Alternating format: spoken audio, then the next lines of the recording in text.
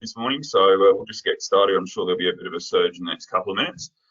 Thanks for joining us for this webinar today. I'm Mark Widram. I'm the State Manager for SA, WA and NT here at FBAA. I came on board last week, which turned out to be quite the interesting time to change jobs. Very interesting. I'll be trying to contact everyone on my patch as soon as possible. It just won't be in person, unfortunately, but we'll get there eventually. We are joined by Victoria Costa, or I've been told to call her Princess Victoria, the CEO of Credit Fix Solutions and Director of Credit Fix Lawyers, who will be presenting on protecting your clients' credit reports through the COVID-19 crisis. Shortly, I'll pass you over to Princess Victoria. However, just let you know, should you wish to ask any questions during the presentation, please provide these in the chat box on your control panel for the webinar. Victoria will then go through these questions at the end of the webinar, either verbally or by responding directly by message. I'll now pass you over to Victoria to commence her presentation. Thank you, Mark. Hi, everyone. That was a joke with Mark, with the calling me Princess Victoria. I think we're all getting a bit of cabin fever. We're all at home with 4 kids as well and working full time. So hence the joke. We all need to joke a little bit at the moment. But good morning, everyone, and lovely to have you all here. Very humbled to be here. And thank you to Mariah and all the team at the FBAA for helping me put this webinar together. And I hope that all you and your families are staying safe. I might drop out a little bit. I know that the internet just nationally is getting slammed right now, but this will be recorded and the slides are sent out to you as well. So given the current pandemic, many people, as you know, have lost their jobs, lost their business income, and as their broker, a lot of them will be your clients, you're going to be on speed dial for a lot of questions. And to try and help you counteract some of those phone calls, some of that panic, you're going to have to be able to provide information to clients in a way that's not going to clutter up your day on the phone. So let me just change the slide and we'll go through the agenda. So the material we will cover today will give you the tools to proactively deal with any clients who are financially affected by COVID-19, and it's going to save you hours of time so that you can focus on submitting loans, which is what you should be doing right now. We'll start on how you can protect credit reports, focusing mainly on the area of repayment history information, and how you can answer your clients' questions on correction and protection of their credit reports, or questions they may have on how to lodge financial assistance requests. This webinar will also help you understand how you can protect your own business moving forward. We'll have a look at the current stimulus packages that the government has rolled out later on in the webinar too. Then we're going to look at what can and can't be fixed on a credit report, what you can help your clients fix as well, and what can't be fixed on a credit report. And we'll go through some case studies so that when you're looking at credit reports, you'll be able to quickly scan through and gauge whether you can assist your clients on where some data may need to be amended or removed before you can help. And at the end of the presentation, which I think is a really great part, we're going to cover social media posting and sending emails out. Now, I've spent some time drafting up some social media post examples for you to copy and use for your business. I use Hootsuite at Credit Fix Solutions and Credit Fix Lawyers. So I'll show you step by step how you can set up a free Hootsuite account, and then we'll look at some social media examples that you can basically apply to your business today. So you can jump off this presentation, log into Hootsuite, and you're online, you're posting to your audiences. Also, the images that I've downloaded from Shutterstock are available to you as well. So you've got a few images there for you to start straight away. After the webinar, I think Mariah's already organised it, you'll get the list of lender contacts as well for your clients to be able to contact their lenders about financial assistance inquiries, as well as our ebook on credit reporting. You can use that as your guide for yourself and for your clients. I'm happy for you to use snippets out of that ebook for further social media posting and emails to your clients. So what is RHI and how can we protect it? Well, prior to the introduction of comprehensive credit reporting, Credit reports included information like when you apply for credit and if you defaulted. With the introduction of CCR, Comprehensive Credit Reporting, credit reports now include information like the date that the accounts are opened and closed, account types and limits, and also the 24 months of repayment history information, which you can see on the slide. Repayment history information is on our reports now for most home loans, personal loans, and credit cards. It also shows whether minimum repayments have been made and if they've been made on time. And the repayment history information is 24 months or 2 years. Only our repayment history information from licensed credit providers who hold an Australian credit license can be recorded. So telcos and utility companies, they can't list this information. If you don't know the RHI guide as yet, I just pop this slide up just to show you. Again, you'll get copies of these slides, so you can use those moving forward. You can see here from this example, there's a tick. Tick means good, you've paid on time. 1 means 1 month overdue. 2 is 2 months overdue. 3, 4, 5, 6, etc., etc. If there was an R here or blank, as in outside reporting window, that means that it wasn't reported for that month. So 1s, 2s, 3s, 4s, these are going to pull down our scores. It's not going to be a good thing, especially moving forward with so many people probably not paying their debts at the moment. And the media tells us, we're watching a lot, don't worry, lenders won't report any missed repayments. But I don't believe that we should just put our faith in that and trust that their systems are actually doing this. I've got 10 years experience in credit reporting. I've seen thousands of errors made by credit providers that we've had to fix. Now we do have a 15-day grace period, okay, to contact our credit providers before they can report the 1 or 2. So it gives your clients a 2-week window to lodge a request for financial assistance if they're suffering from financial hardship.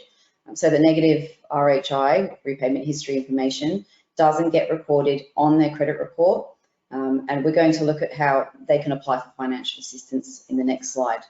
But back to RHI, whilst your client is in a formal financial assistance package, the lender must report an R instead of reporting a 1 or a 2, for example. So you need to be educating your clients now. Let's be proactive so that they can lodge financial assistance requests now to protect their credit reports for the future. Because moving forward in 6 to 12 months time, once we're going to get to the other side of this, we're all going to be fine. Your clients, if they've retrospectively protected their credit reports, you can jump in and organise finance straight away. Whereas, if they don't do anything now, they're adversely affected. 12 months time, they find a house and put a deposit down before they talk to you, you're going to be stressed to be able to correct that information. It does take a month or 2 to correct information on credit reports. And of course, lenders looking at 2020 on a credit report moving forward, when they see R's, they're going to work out, it's obviously due to coronavirus, but they won't be able to penalise the consumer for the R's because it's not reported. But they're going to be penalised and their score's going to drop if they've got 1 or 2 or 3 months arrears listed on there. So if you have clients who believe that their credit reports are already affected, the fastest way for them to try to correct this, and they can do this themselves at no cost, is for them to email the credit provider, attach their credit report to the email, and request for the RHI to be investigated. Now, the credit providers, as per legislation, have to respond within 30 to 45 days. Obviously, at the moment, there's going to be delays. They will be notified via email, but at least they've lodged that request now proactively. However, if your client has not previously asked for financial assistance, it could be that they're now going to get stuck with a 1 or a 2 arrears listed on their credit report. You have to have applied for financial assistance or a deferral and made the lender aware of that before the arrears are listed for the R's to then become reported. So I stress again to get this message out there to clients, and we'll get to this as well in the social media and email messaging examples at the end of the presentation. Again, advise your clients to email their credit providers. You've been provided lists, the ABA lists of lender and non-bank lenders. They are the correct email addresses to lodge any requests. So how can your clients apply for financial hardship? I'm sure you've got clients calling you right now and you need to be working on submitting loans. So, you can get some income in the door. They're asking you many questions about financial hardship or financial assistance. And you can't afford to be on the phone all day, which is the main reason why I put this presentation together. We all have to focus on our businesses right now. Some of you, I'm sure, have children like us at home, which means we're juggling a lot more than normal already. We're all here to help each other, of course, and support each other's businesses, but you're not going to be able to focus on writing loans if you're bogged down with phone calls and emails from clients who need help. So I found a list of all the ABA lender and non-bank lender contacts, both email and phone numbers. You've got copies of these that you can download. We'll jump to the email example and social media example post later on, but all you need to do now is let your database know that you've got this contact list and you've provided it to them, whether that's by email or you're messaging them or calling them, and they can contact each credit provider and request temporary financial assistance as needed. If they need financial assistance, I'm sure many of you work alongside financial planners and accountants. If not, you can suggest if they are in desperate need of some financial advice, which obviously we kind of need to stay away from. There's a great website called moneysmart.gov.au. It's a free website and it offers, the government offers free financial advice and budgeting information as well. It's a really great website. So moneysmart.gov.au. It's my belief that best practice is that any contact made to credit providers, especially at the moment because you can't even get through on the phone, is in writing.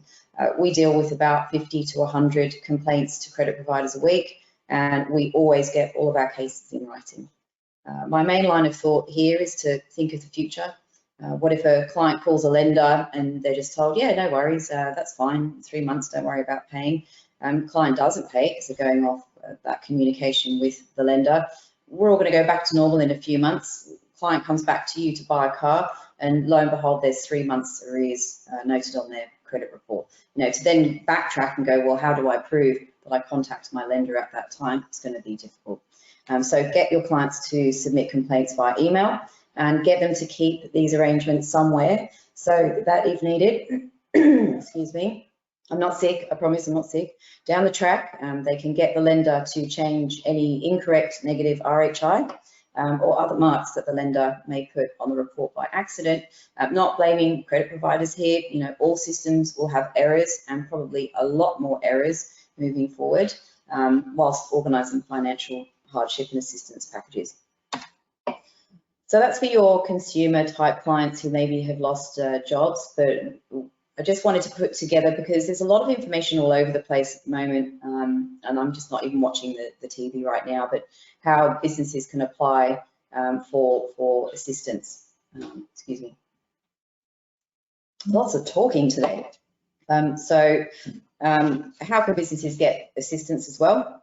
And I'm sure you've got a lot of clients who own small businesses, as well as the fact I wanted you to have this information as well. As I said, I found that this information was kind of all over the place, so I put it all just on one slide.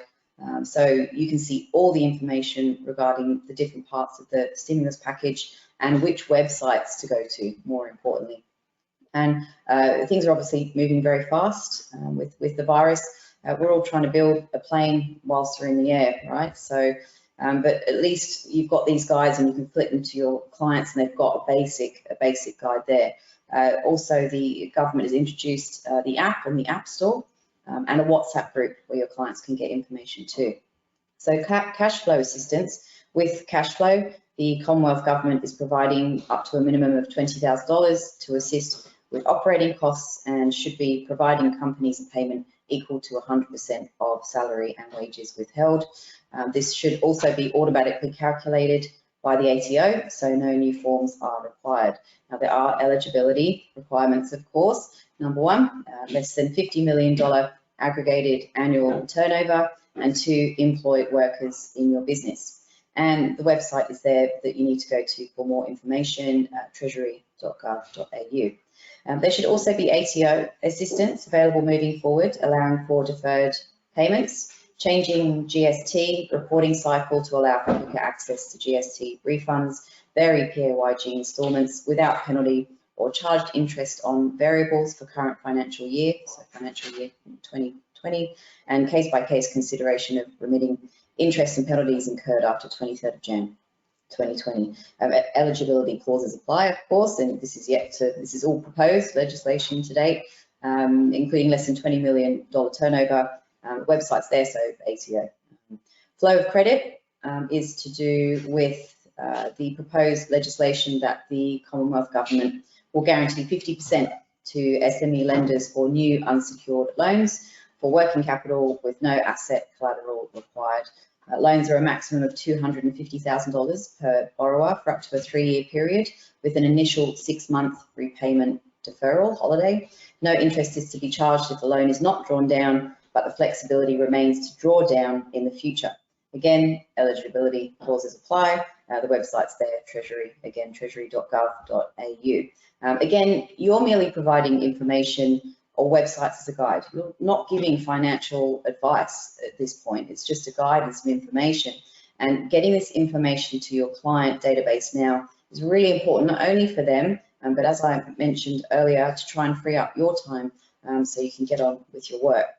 Now, I spoke to my bank recently about these loans, and they're still setting up their systems. Nothing was ready to go. They had no idea. The business bank manager I spoke to had no idea how it was going to be approved or how to deal with the applications. They're constantly changing things. You know, we're still waiting for legislation to be passed. And you know, my bank said, look, you know, these loans are going to be available until September, and there's plenty of money there. And so, you know, if you're all kind of doing okay, you know, it's there and it's available. But my business banker did tell me, you know, if you're okay, leave it and you can apply up until September. There's going to also be temporary relief to prevent insolvency, including possible wage subsidies, as we know, with the third package coming out. It's all moving so fast. So again, just get your clients to go to these websites to get their information, download the app on the App Store, or go to the WhatsApp group for more information. Okay, so you're being informative, but you can then get on with your work. Loan deferrals, so this is just business loans. Obviously with home loans, a lot of your clients have questions. Again, you can send them the list and they can contact their lenders and apply it themselves. There's capitalized interest, etc., that's happening with home loans, but this is the business loan side of things. Businesses will also be able to defer loans. I've got a couple of cars under the company and I applied on the 25th of March, and today I've received one email. And the email said they'll get back to me within 21 days. So repayments are still coming out as normal and nothing is happening there. But you've also got there the Amex, Visa and MasterCard websites, which is a quick means for your clients to obtain credit whilst we're waiting for these relief packages to be handed out. And in fact, I wanted to mention that several brokers I've spoken to recently said that they're busier than ever before. And look, there's a lot of industries out there that are booming, you know, toilet paper, security, lots of things. Maybe you could look into connecting with these businesses online and see what you can do to help them with their loan options. You know, it's kind of like silver lining. You know, maybe they're now in a position to buy property because business is up 200%. So good to see the lighter side of things there, and a positive note. Superannuation and early release. I sent an email to myself. I just want to try these things so I could give you the information. So I went online and I tried applying for all of it. And look, this isn't even available too. So, you know, you're seeing all over the TV, oh, $10,000 for all small business owners, you can take it out. No, you can't. It's not even going to be available until mid-April, again, subject to legislation. So we'll need to sit tight and just wait. But, you know, suggest to your clients, put your application in and just wait. At least they're going to be at the front of the queue. So next slide. Not only are we being economically affected by Corona, We've also had terrible bushfires since 2019, flooding across Australia, which, in my opinion, is going to reflect on many credit reports moving forward. We will see a higher level of adverse information recorded on our credit reports. When you're running your initial meetings and organising credit reports, it's therefore important to be able to quickly work out what can and cannot be fixed or removed from the report, just so you can really quickly and smoothly transition into their most suitable loan options and move forward with an application. And as we previously looked at, repayment history information can be changed. So if the consumer has lodged a request for financial hardship and then the lender has accidentally reported a 1 or a 2 or a 3, the consumer can go back and have that corrected and reported as an R for not reported. However, if the consumer has simply ignored their credit providers and not applied for financial assistance, the credit provider will most likely advise that the RHI is correct. So legitimate RHI has to remain and it won't be changed. Of course, I'm sure in the future that a lot of these resolution teams are going to be a lot more flexible about this given the 2020 economic crisis. So moving forward in the future, if there's anything there, and again, they've got their lender contact list there, if there's anything on their reports, they can send their request to have this amended themselves. There's no need to pay a credit repair lawyer or credit repair service for this. They will be charged for that, and it's something that they can do themselves. Their lenders will get back to them within 30 to 45 days, maybe a bit longer, subject to the levels of inquiries at the moment, but they can do it themselves, okay? Also with duplicate inquiries, you've submitted a deal up to a lender and someone in credit has accidentally clicked on credit report twice. They can be merged into one, and that will have an effect. It will bump up the score, and also make their summary look a little bit better as well. Again, that's something that they can do themselves. They simply email their credit provider and have that amended. They just put in an amendment request, email the credit provider, attach a copy of the credit report. It's something they can do themselves. Okay, so keep them away from online credit repair services charging, some of them are charging like $2-3 grand up front for this, and it's something that we can all do ourselves. So bear in mind that they've got that service there for themselves. They don't need to pay someone else to help. Fraudulent applications, again, it's simply lodging a complaint to a lender. They'll look into it and have the credit report amended. Now you can get them to lodge a request online to Equifax through their corrections portal, but what we found with Equifax is that they're pretty limited. They usually come back and say, look, if it's fraud, if it's inquiries, you need to contact your credit provider direct. So a lot of people do that first, wait 45 days, and then they still have to go back to their credit provider. So credit provider first. Also, any defaults or court actions your clients have, these can be removed only if they're listed in error as per legislation. Removing those is more complex because you have to put forward a legal argument as to why the credit provider should remove that default. So that's then going to be based on knowledge. It's like me trying to submit a home loan. I don't know what I'm doing, so I'm going to use a broker. That's really where, Credit Fix Lawyers comes into it, because we advocate and we run that complaint for the consumer or business with the credit provider, and we're armed with that knowledge. So we do it really, really well. But again, clients can try and do it themselves.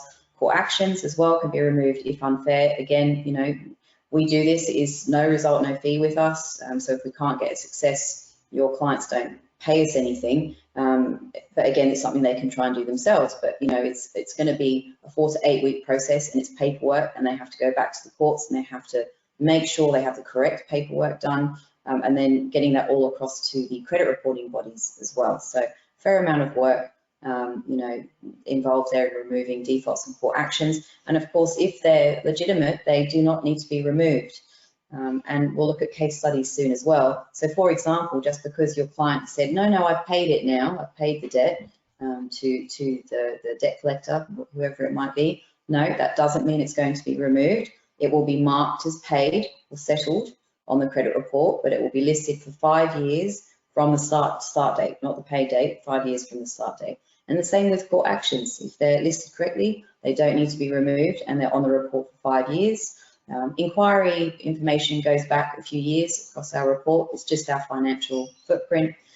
Please keep clients away from payday lenders, all those terrible payday loans. They have a very severe effect on the credit score and the risk factors on their report with the credit reporting agencies. So please stay away from those.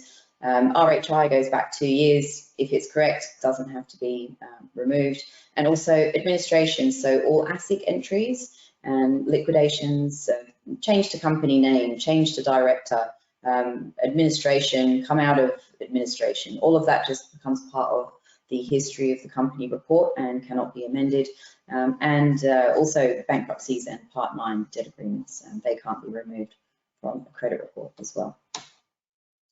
So what I wanted to do for the next part of the presentation is look at some case studies. I've got 3 here, and these are actual clients of ours. I've just pulled out the information without any personal details, obviously. And the first example is to show how important it is not to lodge inquiries for finance, unless you're really sure you're going to get the deal across the line, and the damage that actually just even one inquiry can do to your score. This client came on board in December 2019, and we had a very negative summary. If you look at the summary next to the score, you can see here the historical consumer credit application, so the type and frequency, not good. Consumer default information, he had 1 default when he came on board, and also his consumer credit application pattern. So just keeping away from inquiries as much as we possibly can until it's necessary. And we're always encouraging consumers, if you don't have a broker, make sure you use an accredited finance broker. We send them out a few from our referral partner list for them to go to. His consumer credit application here is a green, but lots and lots of reds. And I just wanted to point out too, this Vita score 1.1. You can see here that it's going to drop to 325. And what the 1.1 is where Vita, Equifax, believes that this score is going to lie in 12 months' time. So they're saying, okay, according to all these factors, the score is currently 441, but we think because of all of these factors, it's going to drop down to 325. We took this case on because he wanted help with removing the default. The default seemed to be invalid as per our discussions with him in our scenarios team, and he wasn't aware of the default. So then he'd gone online and done multiple inquiries before engaging the use of a broker, who then referred him to us to fix this up. So then he'd stopped inquiring, which was good. Now I'll show you the cleared report. So this is interesting. You'll see why in a minute with the next slide.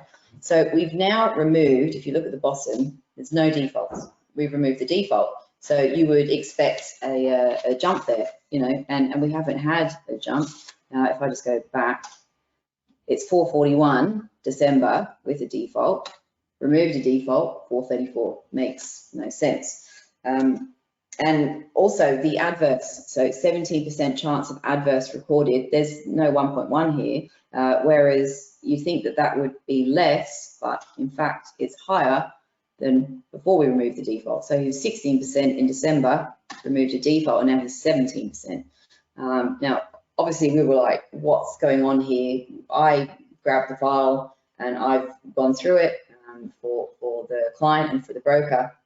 And I'll tell you how it works with us. So you get the removal confirmation from the lender, and then we give out the great news. But then we say to the broker and the client, please don't apply until we actually have the removal action by Equifax or whoever it is.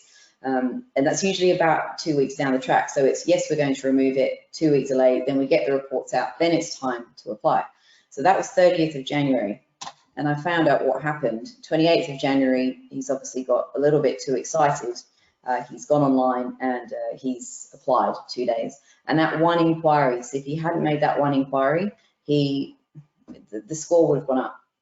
But just that one inquiry that he did without speaking to his broker or speaking to anyone has unfortunately affected the score. So the rise that we would have got from the default removal has been affected by the inquiry. If he hadn't inquired, the rise would have been maybe 100 to 200 points. And we're looking at that in case study number 3. Case study number 2, RHI. It's what everybody's talking about at the moment, repayment history information, applying for hardship. And this case study is to show you what happens if negative repayment history is listed incorrectly. This client came to us 28th of February 2019, and he explained to us that he'd been in a financial package the whole of 2018. And you can see here from April 2018 through to October, he's got months and months of arrears listed. So because he said that, we were happy to take on the case. And again, this is something he could have done himself, but he said, no, I want you to do it. I don't have the time. But here, if we see the report that we ran 29th of March, so once we completed our investigation, if you look down, he's still got arrears April, May, June, July, August. However, they've corrected 9 and 10 to zeros because he was then in a payment plan. So unfortunately, he had his time frame a little bit out of whack. He thought he'd applied earlier. He hadn't. And I'll show you the lender response. These are the sorts of responses you'll get when you lodge a request for RHI to be amended. So no payments were received between 16th of March and August. On the 15th of August 2018, he agreed to a payment plan with our collections department. Arrangement was maintained and paid on time. So, 2 months were amended, actually September and October, not August and September. And also, I think, they can't spell euro, whoever this is. But this is what happens. So, if he called them in February and organised assistance then, none of that would have occurred. He would have had R's or zeros reported. So that's the importance of lodging requests now and being proactive in protecting our repayment history information. And case study number 3, good news story for our last case study. And this case study was a company report. It's a favourite one of mine. If you've seen my webinars before, you might have seen this one previously, but it is a favourite, and I'll tell you why. It's the backstory behind it. The broker who came to us, she found us online. Her brokering business was mainly dealing with commercial clients, and this particular client had been accepted for a tender that was going to employ not only them for many, many years, but they're also in a rural town in Victoria, and it was going to employ many people in the town for many years to come. But unfortunately, the equipment finance they needed for $1 million, she couldn't get it across the line. They had one lender who wouldn't accept the deal because of a default listed against the company. And here we've got the report over on the left. You can see the score's 522, lots of X's and negative information reported. Now, we removed that. We did remove it. It took us about 6 weeks, but we got it removed. And here, this is just to show you the jump. And the broker got the loan across the line. And yeah, that's just one of my favorite stories. Our law firm, Credit Fix Lawyers, supplies all these negotiations for us now too, which is great. And with this company, they had a genuine dispute with the supplier, just so you know the legal grounds, who prematurely listed the default against the company. Therefore, we were able to get the default removed and the broker was able to get the loan approved. So a good news story just to end the case studies. Now, social media posting.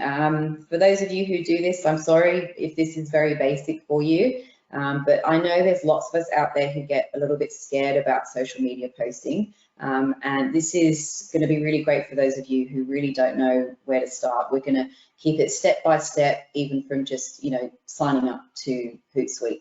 A social media posting platform is a great way for you to set and forget your posts for a week in one weekly session. So for us, Credit Fix Solutions and Credit Fix Lawyers, once on a Monday, I sit there, I think about my content. Now it takes me half an hour to an hour because I've been doing it for years. Might take you a little bit longer to begin with, but moving forward, you can just do this one day a week, set and forget for the rest of the week.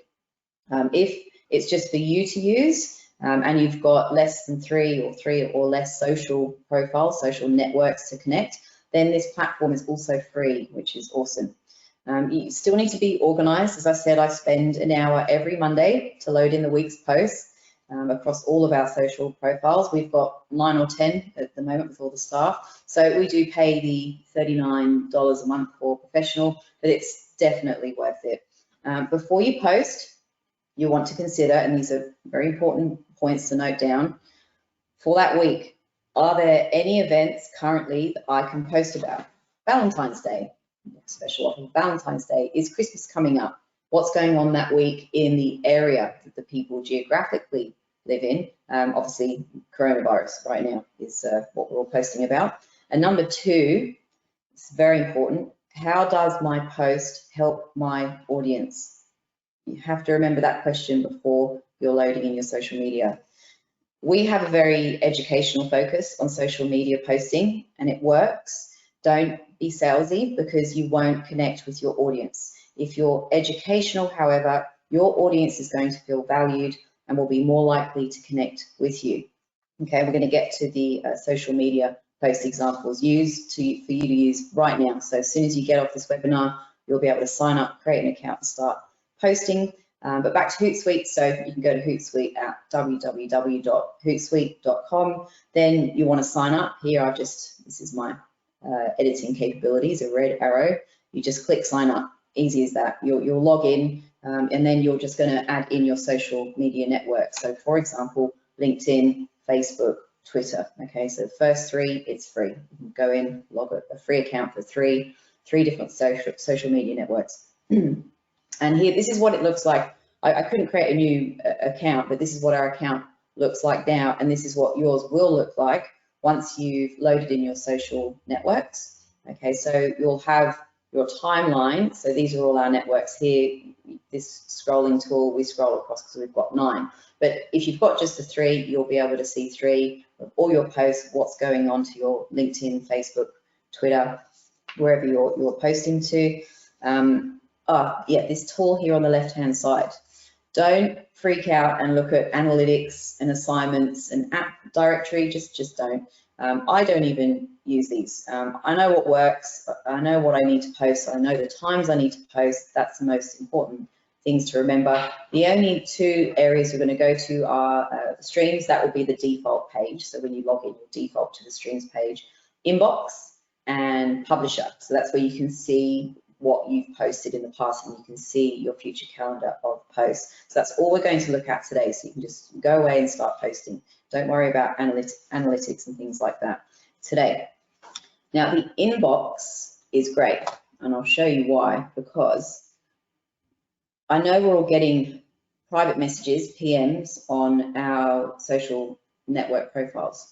So I might get a message on LinkedIn, I might get a message on Facebook, or one of the staff gets a message on Facebook or their LinkedIn. And when you've got a few accounts, you've got to be mindful that some of these PMs could be inquiries. With it being so competitive out there and given the market at the moment, it's important that we get to these inquiries as quickly as possible. They say after 20 minutes, you've already lost 80% chance of converting that inquiry to a lead. So the great thing is about Hootsuite is that all your messages from any social network that you've connected are going to be popping up in here. So now you've just got one platform you need to check. Just have that open all day long in your inbox. Anything comes in, you can action that straight away. So that's a fantastic time saver there for you. So let's look and see how we can create a post. It's very simple, this won't take too long, and then I'm going to get to some questions at the end. If I don't get to all the questions, then we'll get back to you by email later on. But we'll just go through this over the next few minutes and then we'll get to some questions. So you basically click new post. So you'll log in, you'll default to streams, and then you click new post, this green button here. And now you're going to select your social networks that you want to post to. Now we've got heaps here, but if you just click your arrow into this white box, the networks will pop up and you can select which ones you want. So I'll click in there and select. Now say you've just got LinkedIn and Facebook, we're going to select LinkedIn, Facebook. You might want to do different messaging for different accounts though, because if your LinkedIn audience are your referral partners, it's not going to be the same message you send out to your Facebook account, which may be clients or potential clients. Okay, so think about that before you post. You might want to do 1 week's posting for your referral partners and 1 week posting for your client audience. Okay, so select your social networks. Once you've done that once, the system remembers. So if you have selections or groups, which we have here, you can select the group if your messaging is going to be different. So once you've selected your group, you're going to scroll down to the text section, and you're going to enter your text. Now, once you've selected your networks too, they'll start popping up over here on the right-hand side. This is great because you're going to be able to see exactly what your posts look like, which is awesome. So here we go, they've populated over there, and we're going to go in and start typing our text. So as we're typing in on the left, here it will start populating. It's a little bit slow, don't worry if it just sits there with the wheel of doom for a minute, it's just thinking, but then it does load it in, and it's exactly what that post is going to look like on that particular network. And you can see here, we can see all of our text, and this is another really important point for you here. Don't be lengthy. You've got a few seconds these days to grab someone's attention. Don't lose it, okay? So you want to be short, you want to be educational and to the point. How does this post help my audience? You know, how does it benefit them? Okay, so this one, for example, don't inquire online. Too many inquiries can damage your credit score and your report. You've probably seen my posts out there like this, but you can change the messaging slightly to suit your audience, but you want to be quick and you want to make sure that the whole post can be seen without them having to click read more. So once you've typed text in, we're going to add in an image. And another thing is you want to, when you're planning your social media posting day or morning, whenever you're doing it, you want to think about what your posts are going to be and what you're going to say, and then you need to think about what image relates to that. So you're going to have to go and grab your images first, download them. We just have a folder. We use Shutterstock. We pay for images because we want to be sure of free for commercial use, etc., royalties, blah, blah, blah. You can get free images that are free for commercial use from Pixabay.com. So P-I-X-A, B for Bob, A-Y.com, Pixabay.com. That's free images if you want, but Shutterstock I find fantastic. We do pay for a few images every month. Because it's got editing tools in there, so you can put text on your photos, which is great. But here we're just going to select our file to upload. I'm going to grab it from our folder, click open, and Bob's your uncle. There you go. There's your post. So you can see exactly what it looks like. And see there's no read more. You've got your phone number in there and everything. We've edited this and put the website on the image. People always look at the image of the website, so that gets them a website too. If you don't have a website, your email is fine. So now we've lodged that in there. We're going to schedule. Now remember that we're sitting there one day a week and we're going to post for the rest of the week. So you want to click schedule for later. Of course, if you're happy to just go then and there and post it, that's fine. Just click the post now button. We're going to schedule for later. Now, I did a business course a few years ago with Business Blueprint. They're fantastic. We spoke about B2B business posting and days and times of posting. Now, for us, the best time is, and if you've got B2B posting to be done, between 10 a.m. and 2 p.m., Tuesday to Friday. Don't worry about Monday. Nobody's reading anything on Mondays. That was just a rule of thumb then. I find that works for us with our B2B social media posting. Potentially with your B2C posting, maybe your clients or potential clients are on Facebook on a Friday night. I don't know. At the moment, obviously, everyone's all over social media all day long. So whether this is irrelevant right now, I don't know. But you don't need to worry about analytics. Just if your post gets 50 likes and the one the day before that you posted at 8 a.m. only got 10 likes, well, great, okay, I'll post at that same time. That's obviously seems to work. So just gauge how many likes, how many comments, inquiries that you're getting off your posts, and you'll get into a rhythm that suits your business. So we click schedule for later, and then we select our time, our day, and then you select your time here, AM or PM. Make sure your time zone is set correctly. And then we're going to, so we've got time and day there. We're going to click schedule. There you go. In this case, it's 9 because we posted it over 9 social media networks. So they've been scheduled. So that's it. We just created a post on Hootsuite. And these quickly, I'll just go through these social media posts and then we'll get to questions. We've got good time today, so that's great. All right, so social media post number 1. I've just thought of these. I thought they were informative. It's kind of similar to what maybe I would think of posting. So I'm sorry, I'm not in your business. So if you think of other things or this isn't relevant, I do apologize. I was just trying to be helpful. But this one is interest rates are at an all-time low. Contact me today to discuss your loan options on number, so your mobile number, or go to our website for more information here, website. Don't forget your hashtags, finance, refinance, whatever that might be. Again, you know, you're not giving out advice, you're just being educational, and that's great. That will grab people's attention. And then you need to make sure that your image fits your message. And in this case, you know, interest rates are at an all-time low. Calculator indicates someone looking at their budget. So that's example number one. Again, you can click and download all these images, and you've got the slides too. Did you know that repayment history information is now recorded on your credit report?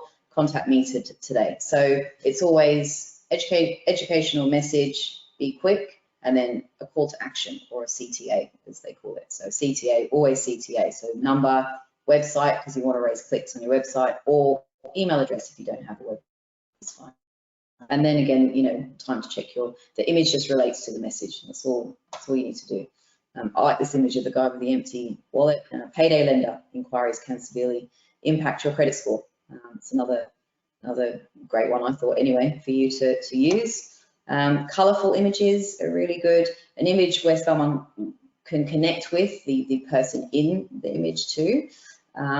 Obviously, there's probably a lot of wives out there with husbands or vice versa running small business. In this case, I'm thinking, okay, the wife's going to be sitting there going, okay, how are we going to get through the next few months? What are our credit scores? Where do we get started? So I wanted to relate to that particular avatar for this post. And again, your message, you know, did you know that online free credit scores aren't your real score? Contact me today before you apply online. Okay, so being informative, but yet grabbing their attention. So those were the social media post examples. It's really important as well to get emails out there right now. You've got your lender contact list and things like that. So you could put an email together today and send it out to your database.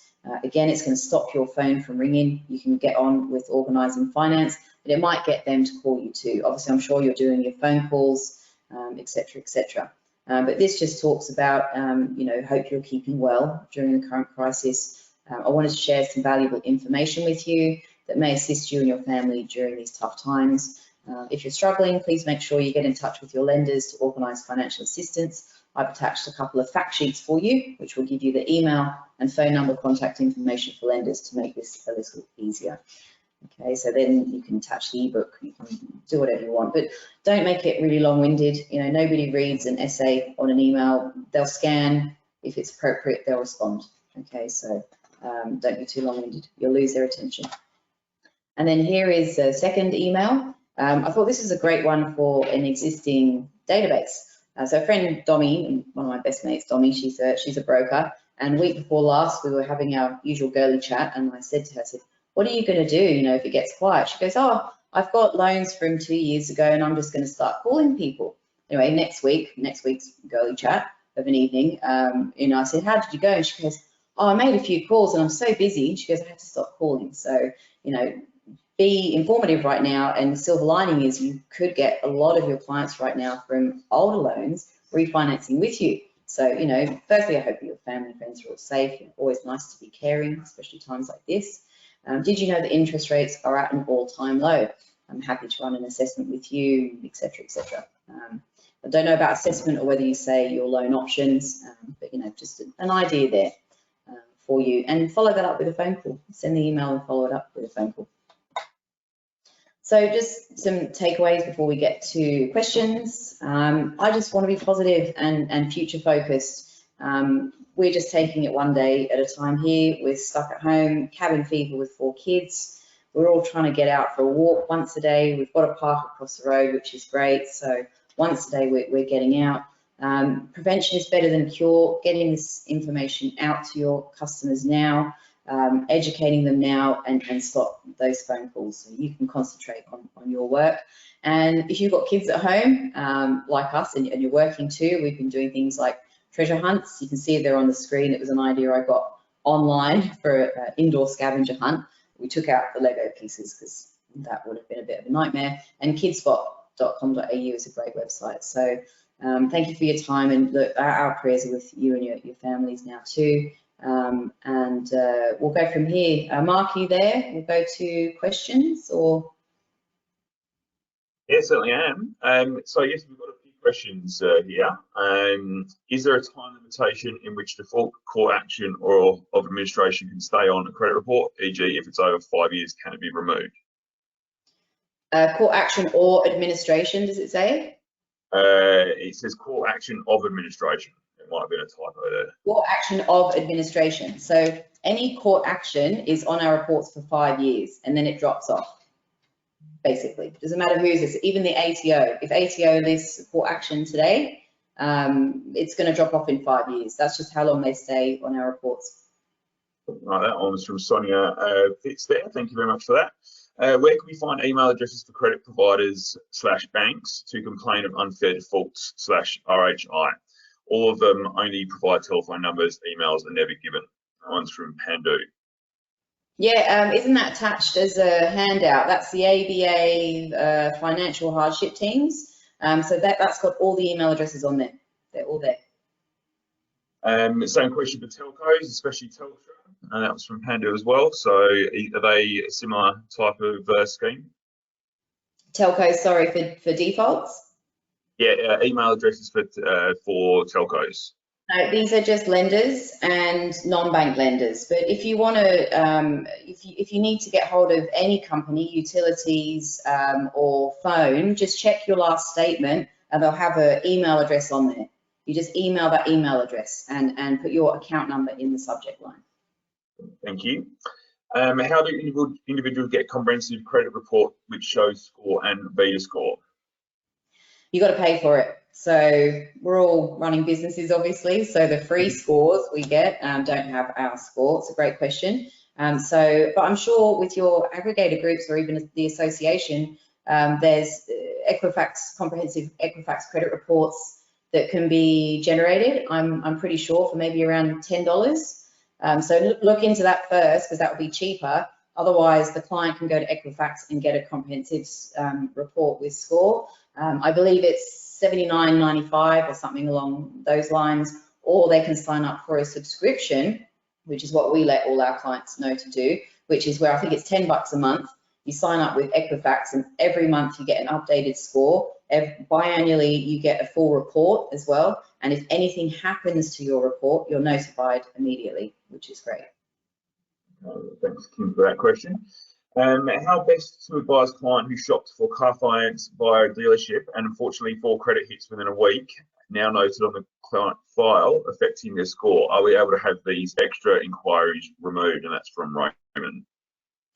Yeah, that's a great question, and we get those a lot of inquiries there from consumers about that. Yes and no. So you'd have to prove there was an application put in legally and not fraudulently. So if they've given permission to the car dealership, if they've signed on the dotted line, unfortunately, that's then just the moral compass of that car dealership that's really bad, and they've gone online, you know, and submitted 4 deals. Your complaint legally really is with the car dealership, not with the lenders. So then it would be about disproving your application with them and then forwarding that to the lenders individually and getting them to remove the inquiries. But if the lender has a legit application there, they won't remove it if they've received a signed application. Thank you very much. 2 seconds. Shall deferral of home loan affect credit report? I think that's obviously to do with the repayment holidays at the moment. Oh, yeah, good question. So like I said in the presentation, if they have applied, then the lender has to report an R instead of a 1 arrears or 2 arrears. And an R means not reported. Now, an R for not reported can mean a number of things. It could be that the lender didn't report in that time at all across the board, or you know, obviously there was an assistance package in place, or maybe the lender just wasn't reporting at that time. So you're not punished for it, basically. Instead of having the 1s or 2s, if they go in now for financial assistance, they'll just have R's recorded. Doesn't have an effect on the score or the algorithms in the back of Equifax or your key summary. So it won't say, oh, adverse history for this consumer. Thank you very much. So very relevant at the moment. Yeah. The next one from Belinda. What is an approximate cost of removing the default with your company? Others that are advertised are in excess of $1,000 with no guarantee. Yeah, cool. No, thank you for that. What the Whoops was about, but that's okay. A little plug for me, Ryder. Thank you. I'll send you send me your details, and I'll send you out a bunch of flowers. Safe drop delivery, of course. We charge for a basic removal $1,500. Nothing payable up front. We charge $500 when we get the confirmation from the credit provider that they've issued a removal request, and then $1,000 is payable once we email the broker and the client the report.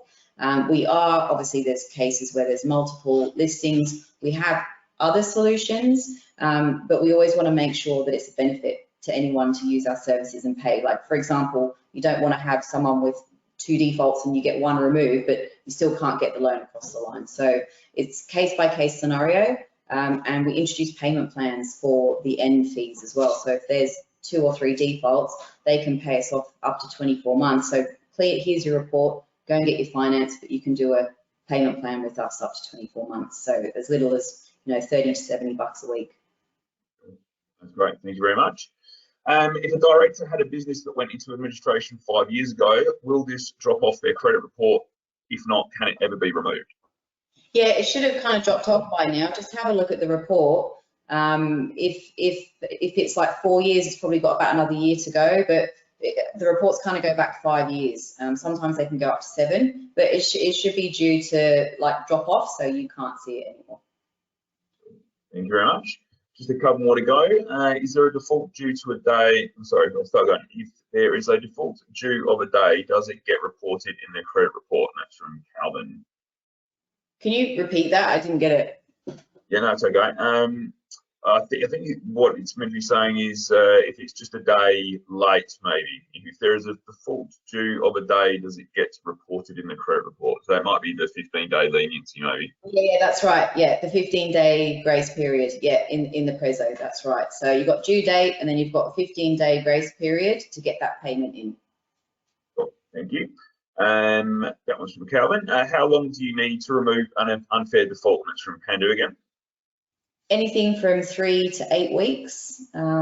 We've got high-level resolution teams contacts, so we kind of skip past collections because we do so. I've been doing it for so long now. We've got all the contacts, but yeah, 3 to 8 weeks. But we just, we do weekly email updates to clients. We try and get it done as quickly as we can, but because we're asking for the complete file leading up to the time of the default, because you're looking for a needle in a haystack to try and find a legal error, right? And they've got up to 30 days to provide that information. So the first few weeks is always a bit boring, but I personally go in, I do all the written negotiations with credit fix lawyers. So great results, but yeah, it does take about 3 to 8 weeks. So if you've got a client who's already put a deposit down, you might need to look at your non-bank lenders. Yeah, that's great to keep that communication up between the client and yourself as well. It's very important. Next one. Big broker, so I know how hard it is to chase everyone. So yeah, absolutely. Can a lender extend their reporting more than 5 years? That's from Ali. Say that again. Can a lender extend their reporting more than 5 years? So I guess it stays on the credit report for more than 5 years. Well, your report goes back like 5 to 10 years, depending on the history that you've got, recorded on there. So if you've only been active for 2 years, your report goes back 2 years. Does that make sense? So I've got things going back to, I don't know, 2014, 2013 on my report. So yeah, but then again, don't worry about all of that in the past. I mean, as I'm sure you're all aware, lenders really are looking at what's happened in the last year to 2 years. So that's what you need to focus on. What's been happening in the last 24 months. Sure, thank you. When we log online to request a credit report, what is the exact name of the report that we're asking for? And that's to see the same thing that the bank sees, and that's from Mary. No, yeah, good question, Mary. When we order our own reports, it doesn't look the same. Excuse me, it's actually different. So on our own reports, so if I order my report today, we have what the score and everything is the same, inquiries, any defaults they're going to see, but there's a final part of the report when you order it for yourself, which is called accesses. And that shows, say for example, I've got, a credit card, they check up on me once a month. So I can see who's been accessing my credit report. So if your customers order their own report, that accesses section at the end, that's not the same report. So the lenders don't get that when they're accessing our files. That's the only difference, really. Can you please email us a pack that we can refer business to you? And that's from Belinda. I would love to, Belinda. I just need your email address. There will be an opportunity for that as well later as well. Yeah. I recently had a lender request explanation of an inquiry in 1997. It is well over the time stated, and that's from Wendy. Sorry, 1997. 1997. What, the report or? Yeah, it says a lender request explanation of an inquiry in 1997. I've never seen that. I'd love to see it. How old is the report though? Check the date that the report was generated.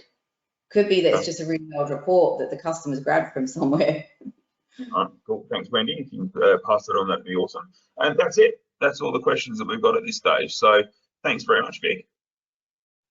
All right. Thanks everyone. Sorry, I found that very interesting, especially the social media stuff at the end. I was very interested in how easy that is to actually get done, which is awesome. I know. You just be consistent, that's all. That's it. That's it. So in the control panel, you've also got access to all the handouts that we can get out to you. So that's all from Credit Fix Solutions. Please download these for your own records. Okay, so they'll be in one of the control panels. We'll be putting this webinar up on the website in the members area soon, as well as for everyone to access. And we'll also be sending through an email with a CPD code and Victoria's contact details for your own records. So thanks again for joining us, and thanks again, Vic, and we'll hope to see you again next time. Bye.